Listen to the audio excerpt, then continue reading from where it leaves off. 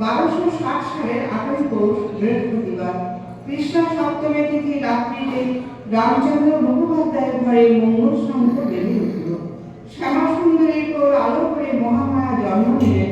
আপনারা শুনলেন তো?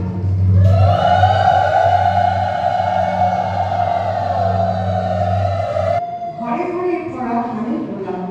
সবাই যখন উৎসবের মগ্ন, এমন সময় কৌশলক্ষ্মী ধরায় অবতীর্ণা হলেন। সমগ্র জয়রামবাটি গ্রামখানে আনন্দে মেতে উঠেছে। সমস্ত আকাশে বাতাসে ধ্বনিত হচ্ছে, মা এসেছে, মা এসেছে, মা এসেছে। সবাই ছুটে আসছে শ্যামা সুন্দরী বিধিতাকে দেখার জন্য। কন্যার নামকরণ করা হলো শারদামণি। আদর করে সবাই সাধু বলে রাখেন। ছোটবেলা থেকে তার জীবনে দয়া, ধৃতি, ক্ষমা, সত্য প্রভৃতি সদ্গুণরাশি প্রকাশ দেখা যায়। পরবর্তীকালে এই স্বামী হলেন ঠাকুর শ্রীরামকৃষ্ণের সহধর্মী, সঙ্ঘ জননী, অনাথ আতুর, ধনী দরিদ্র সবার মা। তাই আসুন আপনারা সবাই শাঁখ বাজিয়ে উলু দিয়ে মাকে বরণ করে নিন। ও মা শাঁখ বাজিয়ে উলু দিয়ে পুষ্প ধূপের গন্ধে তোমার পূজা করি মাগো নিত্য সকাল সন্ধ্যে। তোমার পূজা করি মাগো নিত্য সকাল সন্ধ্যে। ও মা শাঁখ বাজিয়ে উলু দিয়ে পুষ্প ধূপের গন্ধে তোমার পূজা করি মাগো নিত্য সকাল সন্ধ্যে, নিত্য সকাল সন্ধ্যে।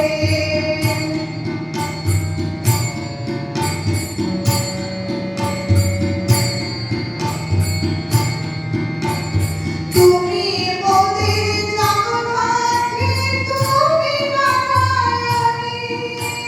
তুমি মোদের জগন্নাথে, তুমি নারায়ণী। তুমি আমার মা বগলা, তুমি আমার মা বগলা। শান্তি স্বরূপিণী মাগো শারদা জননী।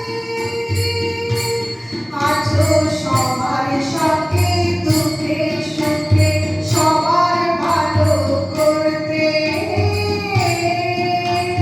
তোমার পূজা করি মাগো নিত্য সকাল সন্ধ্যে। তোমার পূজা করি মাগো নিত্য সকাল সন্ধ্যে।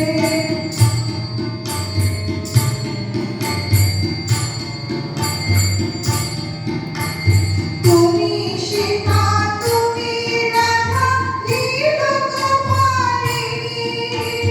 তুমি আমার দুর্গা মা, মুক্তি বিধায়িনী মাগো শারদা জননী।